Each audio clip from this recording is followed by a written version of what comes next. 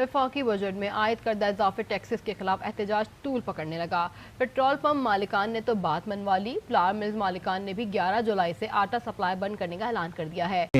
तो PMLN की हुकूमत ने पर डे 56 अरब रुपया कर्जा लिया है।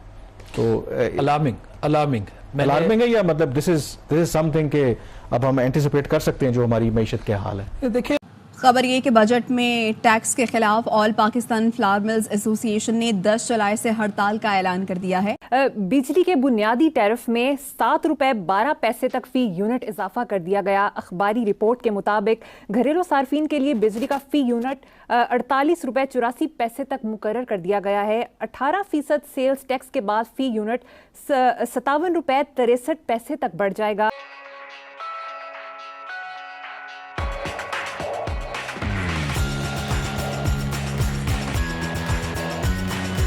ये हमें एक आर्टिफिशियल चीज़ों के क्रेडिट लेने का बड़ा शौक है। वजारत ख़जाना की एक हमेशा से ये स्ट्रेटजी रही है, अब कोई नई बात नहीं है। जैसे माली साल शुरू होता है ना, ये बड़ी अपने आप को ऑस्टेरिटी दिखाएंगे जी हमने कर्जा रोक लिया, हमने कर्जा लेना कम कर दिया, हमने खर्चे नहीं होने दिए, हमारा जी प्राइमरी बजट का सरप्लस इतना हो गया।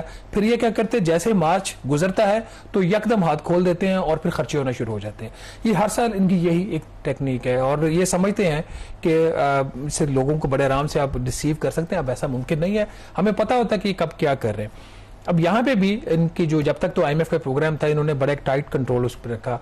मैं आज एक और भी चीज़ देख रहा था, जैसे PSDP था, पब्लिक सेक्टर डेवलपमेंट प्रोग्राम, वो 30 अप्रैल तक जो PSDP का खर्चा था वो 352 अरब रुपया था और जब माली साल 30 जून को ख़त्म हुआ है तो उसमें वो जो 352 अरब था वो बढ़कर विद इन नो टाइम 2 महीनों में वो 705 अरब रुपया हो गया।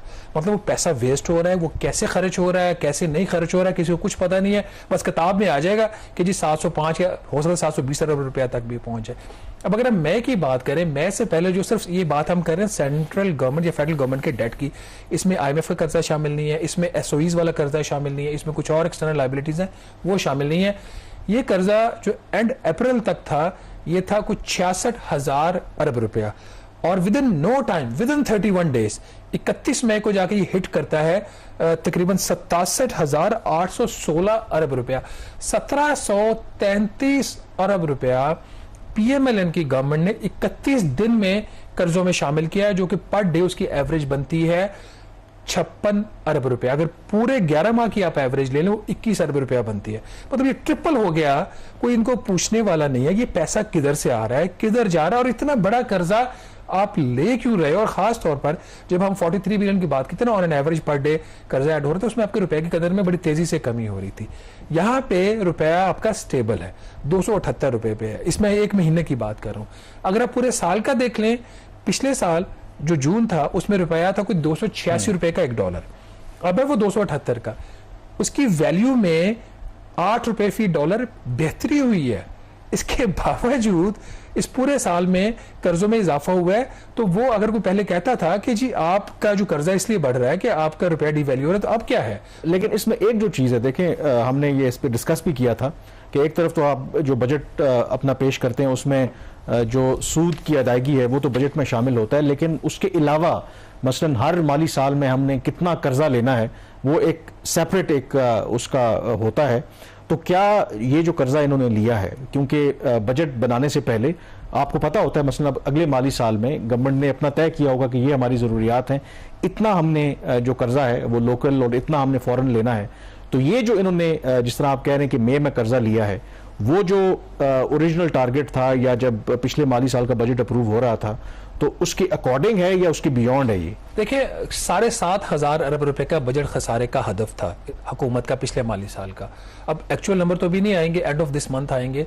लग ये रहा कि कम से कम 800 अरब से 1,000 अरब रुपया उस हदफ से आपका जो बजट का खसारा है वो ज्यादा ही रहेगा। अब मंथली बेस पे तो हम ट्रैक नहीं कर रहे होते, लेकिन क्वार्टरली और एनुअल जो सीलिंग्स होती हैं कर्जा लेने की वो हम देख रहे होते हैं। बट ये नेट इंक्रीज है, याद रहे। बहुत सारा कर्जा आप ले रहे होते हो, लेके आपने कर्जा वापस कर दिया तो नेट इंपैक्ट उसका 0 आ रहा होता है। यहाँ पे नेट इंपैक्ट इंक्रीज का 1733 अरब रुपया सिर्फ एक महीने का है। अब एक महीने के अंदर, मई के अंदर इतना बड़ा बजट का खसारा नहीं हो सकता जिसके लिए आप कर्जा ले, तो फिर हुकूमत को इसको जस्टिफाई करना पड़ेगा। याद रहे कि जून में आपको पता है कि इंटरेस्ट रेट कम हो रहे थे और कम हुए, और हुकूमत को पता था कि इंटरेस्ट रेट आगे कम होने जा रहे हैं, तो फिर इतना बड़ा कर्जा क्यों यकदम मई में उठाया गया? अब इसमें कामरान एक और जो बड़ी इंटरेस्टिंग चीज है, और नाज़रीन आई होप कि वजारत खजाना जो है इसको क्लैरिफाई करेगी कि ये पैसा इन्होंने इतना बड़ा क्यों लिया सिर्फ एक महीने के अंदर, और ज्यादा जो 1733 अरब रुपए में से जो पैसा लिए तकरीबन 1376 अरब जो है इसमें कर्ज में इजाफा हुआ है, वो लॉन्ग टर्म डेट में हुआ है।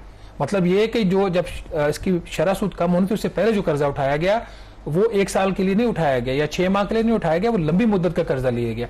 अब ये वजारत खजाना इस चीज को एक्सप्लेन करे कि इसमें कितना ऐसा था जो फ्लोटिंग इंटरेस्ट रेट के ऊपर था। फ्लोटिंग का मतलब ये कि अगर शरह सूद 22% से 20.5% पे आ गई है तो अकॉर्डिंगली उसका इंटरेस्ट रेट भी कम हो जाएगा, और कितना इसमें जो था वो फिक्स्ड रेट के ऊपर था। तो अगर ये ज्यादातर कर्जा, हमें नहीं पता, बट अगर ये कर्जा ज्यादातर फिक्स रेट के ऊपर है तो फिर इसके ऊपर एक और कोई क्लैरिफिकेशन भी बनती है, इसको देखने की भी सीरियसली जरूरत है। क्यों इतना बड़ा कर्जा उठाया गया? क्या एक महीने में पाकिस्तान का बजट का खसारा 1733 अरब रुपया हो सकता है कामरान? नहीं हो सकता। बात मनवाने के लिए हड़ताल की चाल, एक के बाद एक एहतजाज, अवाम के लिए बवाल।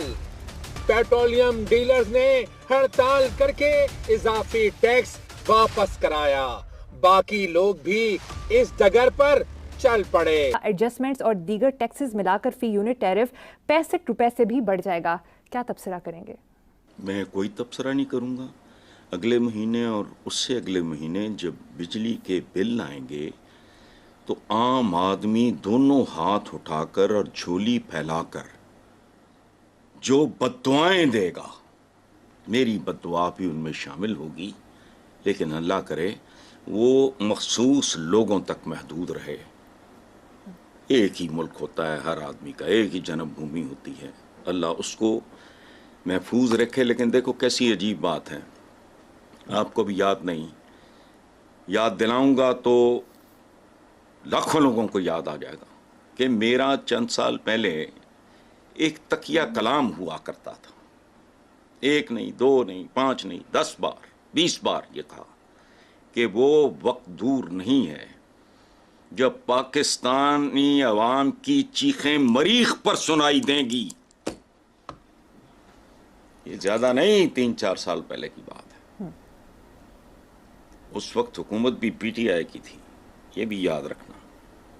तो अब चीखें मरीख की तरफ रवां दवां हैं।